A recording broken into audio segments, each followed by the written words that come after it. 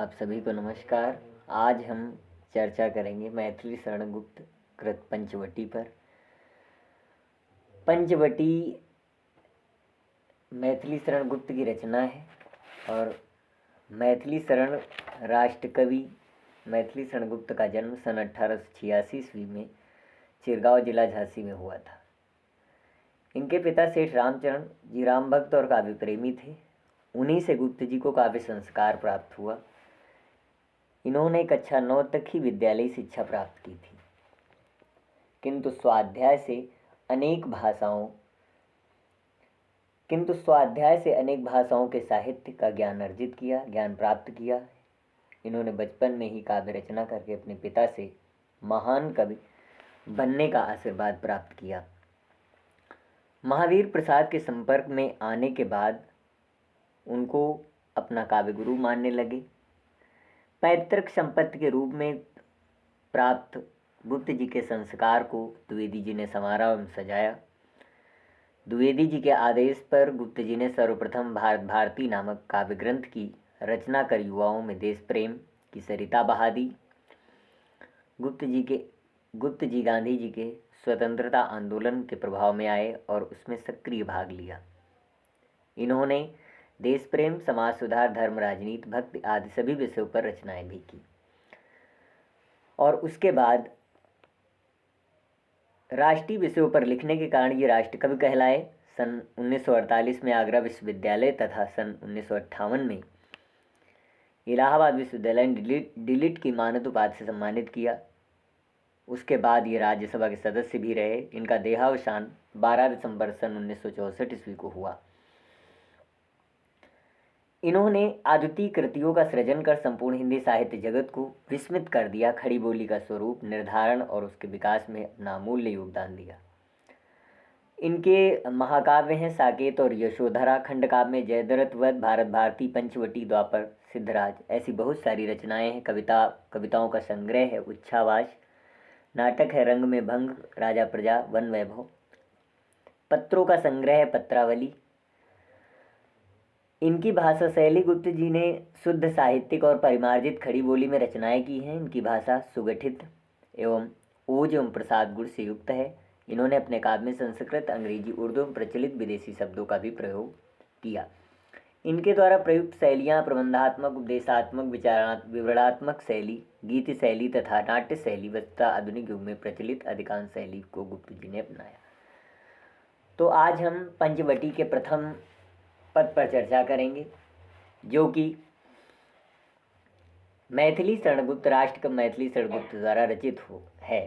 जैसे पहला, चारु चंद की चंचल किरणें खेल रही है जल थल में, स्वच्छ चांदनी बिछी हुई है अवनी और अंबर तल में, पुलक प्रकट करती है धरती हरित तृणों की नोकों से,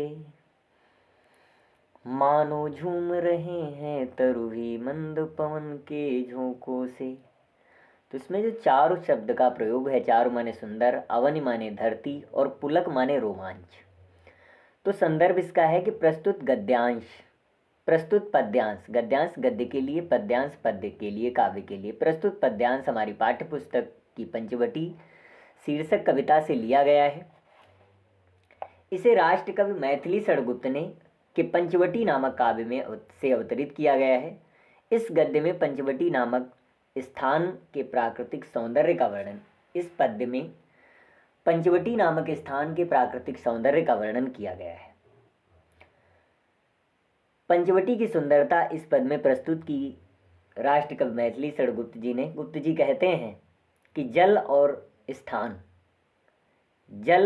स्थल में चारों ओर चंद्रमा की स्वच्छ किरणें क्रीड़ा कर रही थी। चारु चंद की, चारु माने सुंदर, चंद्र माने चंद्रमा की, चंचल माने कैसी किरणें, स्वच्छ किरणें, और चंचल बहुत ही सुंदर किरणें, बहुत चमकीली किरणें खेल रही हैं जल थल। कहाँ पर क्रीड़ा कर रही हैं? जल और स्थल पर। तो गुप्त जी कहते हैं कि जल और स्थल में चारों ओर चंद्रमा की स्वच्छ किरणें क्रीड़ा कर रही थी, स्वच्छ चांदनी बिछी हुई है। धरती और आकाश में निर्मल चांदनी यानी कि रात्रि का समय है और आकाश में चंद्रमा की किरणें, स्वच्छ किरणें, चंचल किरणें फैली हुई हैं और जल और स्थल में दोनों जगह पर वो किरणें क्रीड़ा कर रही हैं, खेल रही हैं। और उस आकाश में उन चांदनी, वो जो चांदनी है आकाश में, वो चांदनी पूरी पृथ्वी को प्रकाशमय किए हुए है। वो चांदनी बिछी हुई है, आकाश में निर्मल चांदनी बिछी हुई है और अवनि और अंबरतल में, अवनि यानी कि आकाश में और धरती पर दोनों जगह वो सुंदर चांदनी बिछी हुई है। पुलक, पुलक इसमें पलक लिखा हुआ है, पुलक प्रकट करती है धरती। इस मधुर वातावरण में लगता है कि पृथ्वी पुलकित हो रही है, पृथ्वी प्रसन्नचित हो रही है, पृथ्वी मुग्ध हो रही है, मग्न हो रही है और हरी हरी घास के नोक ही उसके रोमांच हैं। जिस प्रकार हमारे शरीर में आह्लादित होने के बाद शारीरिक रोमांच उत्तेजित हो जाते हैं, खड़े हो जाते हैं, ठीक उसी प्रकार पृथ्वी पर जो हरित तृणों की नोकें हैं वो प्रसन्नचित होकर के वो प्रस्तुत करती हैं, वो दिखाती हैं कि धरती में भी रोमांच की उत्पत्ति हो गई। वो रोमांच प्रस्तुत करते हैं हरी हरी घास के नोके।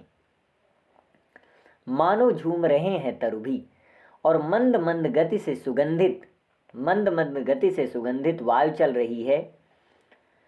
चल रही थी और मंद वायु के झोंकों से मस्त होकर वृक्ष भी मानो झूम रहे थे। यानी कि पंचवटी का वर्णन करते हुए कवि कहते हैं कि आकाश में चंद्रमा की चंचल किरणें, सुंदर किरणें जल और स्थल दोनों पर क्रीड़ा कर रही थी। कब? जब पंचवटी का वर्णन करते हुए कहते हैं कि चंद्रमा की स्वच्छ और चंचल किरणें जल और स्थल दोनों जगह पर क्रीड़ा कर रही थी और उन चंचल किरणों से सारी पृथ्वी, सारी अवन और सारा अंबर, सारी धरती और सारा आकाश क्या था? उस चांदनी से प्रकाशमय था। उस चांदनी, वो जो चांदनी थी, वो चांदनी आकाश और धरती दोनों जगह पर उसकी चांदनी फैली हुई थी। और पुलक प्रकट इस मधुर वातावरण में जो धरती है वो हरित तृणों की नोकों से अपने रोमांच को प्रस्तुत करती है, रोमांच को दिखाती है। मानो झूम रहे हैं तरु भी मंद पवन के झोंकों से, और ऐसा प्रतीत होता है मानो कि मंद मंद गति से, धीमी धीमी गति से सुगंधित हो रही थी वायु, और वायु के झोंकों से मस्त होकर वृक्ष मानो झूम रहे हैं। यानी कि मानो वो वृक्ष मंद मंद हवाओं के साथ सुगंधित होकर के झूम रहे हैं। इसमें काव्यगत सौंदर्य है, प्रकृति का मनोरम चित्रण किया गया है, रस अद्भुत है, अद्भुत रस की अनुभूति है और अलंकार अनुप्रास रूपक तथा उत्प्रेक्षा भाषा शुद्ध पारिष्कृत तत्सम खड़ी बोली का प्रयोग किया गया है। फिर अगला है, पंचवटी की छाया में है सुंदर पर्ण कुटीर बना, उसके सम्मुख स्वच्छ शिला पर धीर वीर निर्भीक मना। जाग रहा यह कौन धनुर्धर जबकि भुवन भर सोता है, भोगी कुसुमायुध योगी सा बना दृष्टिगत होता है। अब पर्णकुटीर, पर्णकुटीर क्या है? पत्तों की कुटिया। निर्भीक निर्भय, भुवन माने लोक और संसार, भोगी जो सांसारिक विषयों का सुख भोग करने वाला है। कुसुमायुध, कुसुमायुध कामदेव को कहा गया। पंचवटी 5 बरगद के वृक्षों का समूह पंचवटी कहलाता है। वट माने बरगद, तो संदर्भ वही है। और इसमें श्री राम द्वारा निर्मित पर्ण कुटीर का वर्णन, जो प्रसंग है वो प्रसंग ये है कि भगवान श्री राम द्वारा निर्मित जो पर्ण की कुटी है उसका बहुत ही सुंदर चित्रण किया गया है। तो व्याख्या क्या है कि पंचवटी की छाया में है, यहाँ 5 बरगद के वृक्ष हैं। जहाँ का कवि वर्णन कर रहा है वहाँ 5 बरगद के वृक्ष हैं, इसलिए यह स्थान पंचवटी कहलाता है। यानी कि वहाँ पर 5 बरगद के वृक्ष हैं और उन 5 बरगद के वृक्षों की वजह से उसे क्या कहते हैं? पंचवटी कहते हैं। इन वट वृक्षों की छाया में एक सुंदर पत्तों की कुटिया बनी हुई है। पंचवटी की छाया में, और वो जो 5 बरगद के वृक्ष हैं उन वृक्षों की छाया में सुंदर पत्तों की कुटिया बनी हुई है। उसके सम्मुख स्वच्छ शिला पर, और उसके सम्मुख, उस कुटिया के सम्मुख सामने एक साफ सुथरी शिला है। शिला माने पत्थर। उस कुटिया के सामने एक स्वच्छ पत्थर है, जिस पत्थर पर, इस शिला पर धैर्यशाली वीर निर्भय मन वाला यह कौन धनुर्धर जाग रहा है। यानी कि धीर वीर, उसके सम्मुख स्वच्छ शिला पर धीर वीर निर्भीक मना। तो उस कुटिया के सम्मुख जो स्वच्छ शिला है, उस स्वच्छ शिला पर धीर धैर्यवान यानी कि धैर्यशाली वीर निर्भय मन वाला यह कौन धनुर्धर जाग रहा है। जाग रहा यह कौन धनुर्धर। उस स्वच्छ शिला पर बैठा हुआ धीर धैर्यशाली वीर निर्भय मन वाला कौन सा धनुर्धर व्यक्ति उस शिला पर बैठा हुआ जाग रहा है, जबकि सारा संसार सो रहा है। जबकि सारा संसार सो रहा है, फिर भी स्वच्छ शिला पर कौन सा व्यक्ति जो कि निर्भीक और धैर्यशाली व्यक्ति के रूप में, धैर्यशाली मन वाला, निर्भय मन वाला व्यक्ति बैठा हुआ है, और जबकि सारा संसार सो रहा है।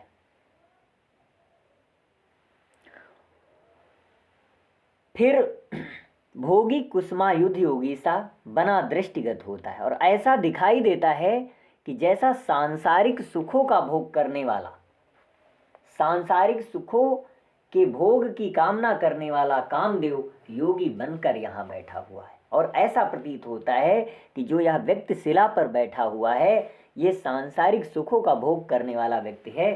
फिर यह यहाँ पर वैरागी यानी कि कामदेव योगी बनकर यहाँ पर क्यों बैठा हुआ है? तो इन पंक्तियों में कवि ने कहा कि पंचवटी की छाया में है, सुंदर पत्तों की कुटिया बनी हुई है, और उसके सम्मुख जो स्वच्छ शिला है, उस स्वच्छ शिला पर धैर्यशाली वीर निर्भय मन वाला पुरुष जाग रहा है, बैठा हुआ जाग रहा है। आखिर ये कौन धनुर्धर है जो उस पत्थर पर, उस शिला पर बैठा हुआ है, जबकि सारा संसार सो रहा है, और ये समस्त सुखों का भोग करने वाला व्यक्ति यहाँ पर क्यों बैठा है? तो इसमें प्रकृति का स्वाभाविक चित्रण है, रस अद्भुत, रस की अनुभूति है, अलंकार अनुप्रास तथा उपमा है, भाषा शुद्ध पारिष्कृत तत्सम बहुल खड़ी बोली, छंद नाटक नामक मात्रिक छंद है। फिर अगला है, किस व्रत में है व्रती वीर यह, निद्रा का यूं त्याग किए, राजभोग के योग्य विपिन में बैठा आज विराग लिए, बना हुआ है प्रहरी जिसका उस कुटीर में क्या धन है, जिसकी रक्षा में रत इसका तन है मन है जीवन है। व्रत का मतलब तपस्या, विपिन का मतलब जंगल, प्रहरी माने पहरेदार, रत माने लगा हुआ। तो इन पंक्तियों में कवि ने पर्ण कुटीर के सामने बैठे हुए लक्ष्मण का चित्रण करते हुए कह रहे हैं कवि कि पंचवटी में एक सुंदर पर्ण कुटीर बनी हुई है, और उसके सामने एक धनुर्धर वीर बैठा हुआ है। किस व्रत में है व्रती वीर्या? उस कुटी के सामने धनुर्धर वीर बैठा हुआ है। प्रश्न यह है कि इस वीर व्रत वाले तपस्वी ने ऐसा कौन सा व्रत ले रखा है? किस व्रत में है व्रती वीर? या प्रश्न यहाँ उठता है कि जो शिला पर बैठा हुआ धनुर्धर वीर है, उस वीर पुरुष ने कौन सा व्रत ले रखा है जो कि इस शिला पर बैठा हुआ है? निद्रा का यो त्याग किए, और इस शिला पर बैठ करके जिसका पालन करने के लिए इसने निद्रा का भी त्याग कर रखा है। मतलब इसका कौन सा व्रत है, इस धनुर्धारी व्रती का कौन सा व्रत है जिस व्रत की वजह से इसने अपनी निद्रा का त्याग कर दिया, जिसका पालन करने के लिए इसने अपनी निद्रा का त्याग कर दिया। यह तो राजभोग के योग्य विपिन में, या तो राज के भोग्य है, ये तो राज सुख के भोग करने वाला योग्य व्यक्ति है। यह इस विपिन में, यह इस जंगल में कर क्या रहा है, और फिर इस प्रकार वन में वैराग्य लिए क्यों बैठा है। ये प्रश्न उठता है कि ये जो राज सुख को प्राप्त करने वाला है, जो स्वयं राजा के पद का अधिकारी है, वो इस जंगल में कर क्या रहा है। और बना हुआ है प्रहरी जिसका, उस कुटिया में क्या धन है, और जिस कुटिया की ये पहरेदारी कर रहा है, कवि कहता है कि जिस कुटिया की ये रक्षा कर रहा है, क्या उस कुटिया में किसी भी प्रकार का धन है जिस वजह से ये इस कुटिया की रक्षा कर रहा है। और उस कुटिया को बचाने के लिए, उस कुटिया की रक्षा के लिए इसने कितना मूल्यवान वह धन, जिसकी रक्षा के लिए इसने तन मन और धन और जीवन सब कुछ समर्पित कर दिया। मतलब इस कुटिया में कौन सी ऐसी चीज है जिसकी रक्षा के लिए इसने अपने तन मन और जीवन सब कुछ समर्पित कर दिया। इस कुटिया में है क्या। तो इसका काव्यगत सौंदर्य है, विस्मय नामक स्थायी भाव जागृत होता है, रस अद्भुत है, अलंकार अनुप्रास है, गुण प्रसाद गुण है, भाषा युक्त शुद्ध परिष्कृत तत्सम बहुल भाषा है, छंद 16 और 14 मात्राओं का नाटक छंद है। फिर अगला पद है, मर्त्य लोक मालिन्य मेटने स्वामी संग जो आई है, तीन लोक की लक्ष्मी ने यह पर कुटी अपनाई है, वीर वंश की लाज यही है, फिर क्यों वीर न हो प्रहरी, विजन देश है निशा शेष है, निशाचरी माया ठहरी। मालिन्य माने मैलापन यानी कि पाप, विजन माने निर्जन जहां पर एक भी व्यक्ति ना हो, निशाचरी राक्षसों द्वारा फैलाई हुई। तो इसमें बताया गया है कि इस कुटिया में तीनों लोकों की लक्ष्मी निवास कर रही है। सीता जी तीनों लोकों की लक्ष्मी है। कवि कहता है कि सीता जी तीनों लोकों की लक्ष्मी हैं, वे अपने स्वामी श्री राम के साथ मर्त्य लोक के पाप और कलुषता को मिटाने के लिए यहाँ आई हुई है। कवि कहता है कि जो सीता जी तीनों लोक की देवी हैं, वो इस मर्त्य लोक के, मृत्यु लोक के मालिन्य और कलुषता और दुख दर्द को मिटाने के लिए यहाँ पर आई हैं। मर्त्य लोक मालिन्य मेटने स्वामी संग जो आई हैं, अपने पति श्री राम के संग जो यहाँ पर आई हुई हैं, वो इस संसार के दुख दर्द को, इस निर्जन वन के दुख दर्द को मिटाने के लिए आई हैं। उन्होंने अपने निवास के लिए इस कुटिया को स्वीकार किया है। तीनों लोक की लक्ष्मी ने यह पर्णकुटी अपनाई है। उन्होंने अपने निवास स्थान के लिए इस पर्णकुटी को अपनाया है, इस पर्णकुटी को स्वीकार किया है, और वे इस समय इसी में निवास कर रही हैं। वे इस समय इसी कुटिया में निवास कर रही हैं। फिर वंश की लाज यही है, वीर वंश की, यानी कि यही लक्ष्मी वीर वंश की लज्जा है, वीर वंश की लाज यही है। जो सीता जी हैं, जो तीनों लोक की स्वामिनी हैं, वो वीर वंश की लाज है। और यह निर्जन स्थान है, यह निर्जन स्थान जहाँ पर वीर वंश की लज्जा, वीर वंश की जो इज्जत है, जो लाज है, रात्रि का समय अभिशेष है। फिर क्यों वीर न हो प्रहरी, यानी कि जो वीर वंश की लाज हैं वो इस कुटिया में निवास करती हैं, और फिर भी इस कुटिया की पहरेदारी करने वाला धनुर्धर क्यों न तन मन से अपना जीवन समर्पित करे। और अभी है क्या कि विजन देश है, जहाँ पर एक भी व्यक्ति नहीं है, जिस जंगल में एक भी व्यक्ति नहीं है वहाँ पर, और रात्रि का समय अभिशेष है, निर्जन स्थान है, और ये लक्ष्मी वीर वंश की लज्जा है, और यह स्थान निर्जन है जो जनहीन है, यहाँ पर एक भी व्यक्ति नहीं है, और अभी रात्रि का समय शेष है। और क्या है कि चारों तरफ राक्षसों ने राक्षसी माया फैला रखी है। ऐसी दशा में इसका पहरेदार कोई वीर ही हो सकता है। कवि कहता है कि तीनों लोक की जो स्वामिनी है वो इस संसार के मर्त्य लोक यानी कि मर्त्य लोक के मालिन्य, कलुषता, दुख, दर्द को मेटने के लिए अपने स्वामी संग के साथ इस पंचवटी कुटिया में पधारी हुई हैं, और वे तीनों लोक की लक्ष्मी ने इस पर्णकुटी को स्वीकार कर लिया है। वो इस पर्णकुटी में निवास करती हैं और वे वीर वंश की लाज हैं। फिर भी ये जो देश है, ये जो वन है, ये निर्जन है और रात्रि अभिशेष है, और यहाँ पर निशाचरी राक्षसी माया फैली हुई है। तो फिर उस लाज की, उस लज्जा को, उस तीनों लोक की स्वामिनी को बचाने के लिए यहाँ पर कोई वीर पुरुष ही पहरेदार होगा और कोई नहीं। तो काव्यगत सौंदर्य है इसमें कि वन्य परिस्थितियों का सजीव अंकन, विस्मय स्थायी भाव की पुष्टि, रस अद्भुत रस, अलंकार अनुप्रास, भाषा साहित्यिक परिष्कृत तत्सम बहुल खड़ी बोली, छंद 16 और 14 मात्राओं का नाटक मात्रिक छंद है, शैली चित्रात्मक गीत शैली, गुण माधुर्य है।